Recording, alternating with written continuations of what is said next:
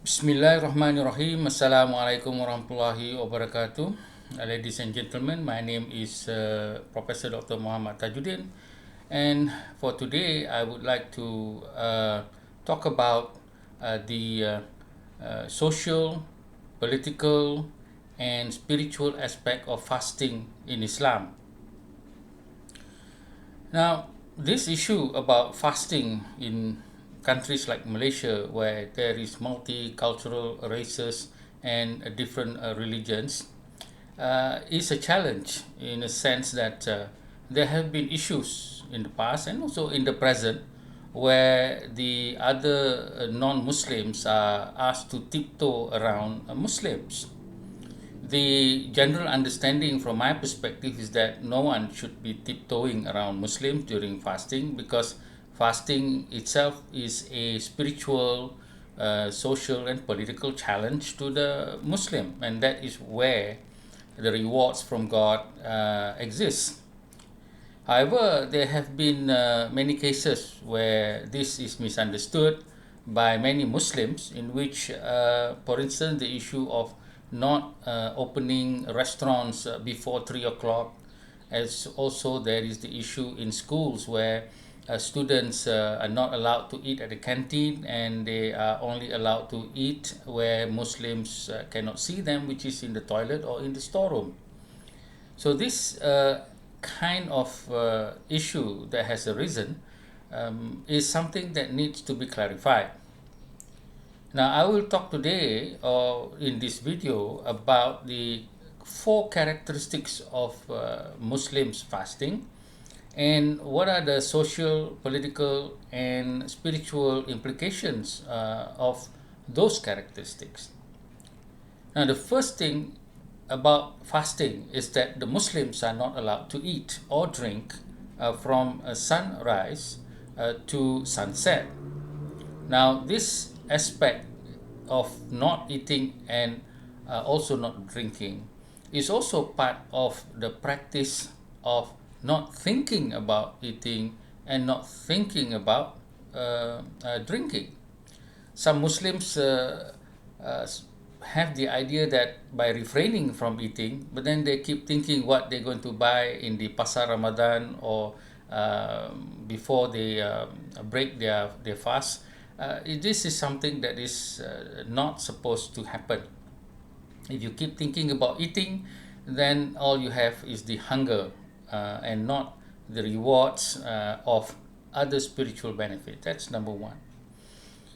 Number two, the Muslims, and many do not know this, are asked to refrain from getting angry or having any desire for sex.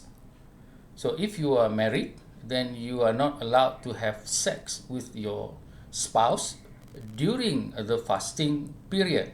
But of course, after the fasting period, then that is okay. So the idea here is that Muslims must be patient throughout the times of fasting, and this is the practice, to be patient and to have no desire either for eating or for sexual aspects of life. Now, the third aspect about fasting is to be able to see that the Muslims are more generous during that time, meaning that the hadith in which there was a statement that says the Prophet was always generous like the wind during the fasting or the times of Ramadan. Now, the idea here is that the Muslim would give sadaqah. Sadaqah meaning charity. Also, those Muslims who are unable to fast, they need to pay the fidyah. Fidyah here is the idea of feeding the poor or the people who are hungry for a single day. And so those who are sick or old or unable to fast, they need to pay the fidyah if they are able to. If they are not able to, then Islam does not require them to do so. There is also the idea of giving charity to all people. And I do not know whether it is supposed to be only for Muslims, but I practice giving to everyone. And so the idea that fidya and charity is to refrain from the greed of wealth and property in this world. Now, the fourth characteristic of the Muslims in fasting is the prayers and also the salat or the ritual prayer of the Tarawih, meaning that the Tarawih prayers are recommended, and the Tarawih are extra prayers that you can pray many raka'ats in order to make sure that your spirituality as well as your practice of being close to God in a personal manner exists. Now, there is an interesting aspect about Tarawih prayers. If you look at most Malays and Muslim, they would go to the mosque and pray. In actual fact, the beginning of Tarawih prayers in the time of the Prophet was that the Prophet prayed individually. He was praying alone. Other people began to follow him. He advised them not to do so. But then later on, when he had passed, the Muslims kept praying at his mosque or his house. And then Umar ibn al-Khattab saw that many people were praying in groups, so he said this is not nice. So he then stipulated that we should pray under one qari or one imam. And so began the tradition of praying Tarawih in Jama'ah or in congregation. Now, there are some Muslims who understand this. They would love to pray in congregation because of the community, and this is very good. But they would stop in between and go back to their house and continue prayers alone. The real lesson about Tarawih prayer is like the Tahajjud prayer after the Isha prayer, which is to be alone and to pray so that no one can see you. Similarly, in the practice of not eating, nobody knows that you are fasting. You're not supposed to go telling people, "Hey, I'm fasting here. You should respect me by not eating in front of me." No. Fasting is simply an act that you do between you and God because this is your personal idea of strength in controlling your desire to eat, to have sex, as well as to be very, very focused in thinking about God in your prayers. So fasting is a very personal thing, but then some people have made it into a community thing, which is breaking fast together, praying Tarawih together, and this is also fine. Now, why is fasting month important to the Muslim? Because it is said that during the fasting month, all good deeds are multiplied 700 times. So that means if you were giving 1 ringgit, it's as if you are donating 700 ringgit. And if you were feeding the poor or anyone to break the fast, then the person who was fasting, the rewards will also go to you. So that's why people are very generous during the Ramadan. Food is overflowing, not that food is being restrained. No, it is overflowing so that it can help the poor. Now, what is the social, political, as well as spiritual aspect of fasting? Number one, the social aspect of fasting is that when you are patient, then there is less bickering and also fighting and needless haggling or talking bad of one another between Muslims as well as Muslims and non-Muslim. And so the act of being very, very patient is very important in terms of social development in a Muslim multicultural society. The second aspect about fasting is political, where the Muslims realize that they must help the poor. They feel the hunger of the poor, and therefore they need to share this wealth that they have with the poor. And so they must be generous, and this in turn would help the economy of the country in relation to the money being or flowing to the other people, in which case most of the time the money is kept within individuals as well as in banks, and it is not moving.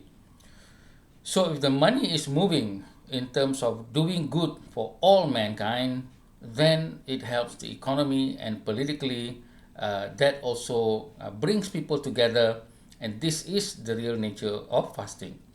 Political fasting is not telling others not to open their shops, telling others, you must tiptoe around me, you cannot have food in front of me, that sort of thing. That's not political fasting. Political fasting is helping others, being patient and being generous in that regard. Now, the spiritual aspect of fasting is the greatest aspect of all. If one were to fast in the sense of the stomach, in the sense of the heart, as well as in the sense of the pocket, then one has reached the greatest act of fasting, where one would also be with God in the Tarawih prayer alone, individually, without anyone seeing. And so, this aspect of fasting helps the spiritual growth of negating oneself from too much desire for material things in the world, too much desire for the arrogance and prideful things such as the names or titles, and also how people look at oneself in society. And so this month of Ramadan actually is the practice to the Muslims to be somebody that they are not always during other times. And once fasting is over, it does not mean that everything stops. It means that you should continue the social, political, as well as spiritual aspect carried on throughout the year. The Prophet does not allow fasting to be done after Ramadan every day. He allowed it for only 3 days a week, no more than that. And he says that your body needs nourishment, your family needs your strength, your community needs your ability to be part of it and to grow and to develop it. So there are demands on your body and on your person. So you need to have your strength in eating, but be in moderation and be patient, and then be generous. All these other qualities should continue throughout the year. It doesn't mean that once fasting is over, then you would indulge yourself in all sorts of things, buying a lot of very new things unnecessarily, eating a lot unnecessarily. This is not part of the spiritual, social, and political aspect of fasting. So that is my take on the aspect of fasting, and the Muslims would have a better relation with other non-Muslims if they understood the true teachings and merits of fasting, rather than listening to politicians showing off their piety by talking down on others, by being impatient of others, and by asking others to tiptoe around Muslim. That is not the Islam that I understand. The Islam that I understand is more accommodative than that, and is much, much more greater than that in terms of progressing into the realm of greater humanity. So with that, thank you very much. Assalamu alaikum.